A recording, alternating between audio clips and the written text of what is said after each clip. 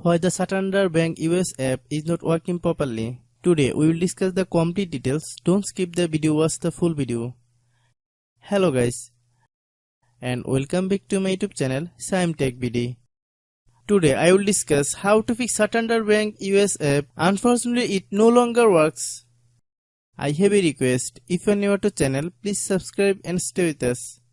Open settings. Open the date and time settings.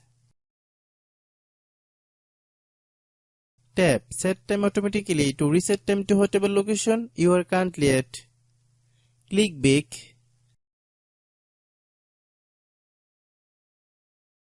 Click about device. Click storage. Then click cleanup. Click clean. Click back.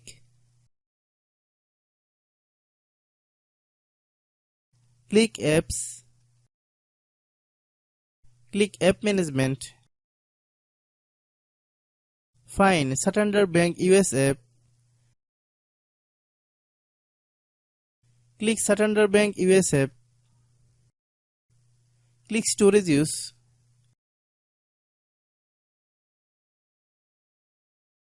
Click clear cache. Then click clear data. If you clear data, you will need to relog into your account. Then click delete. Then open Google Play Store.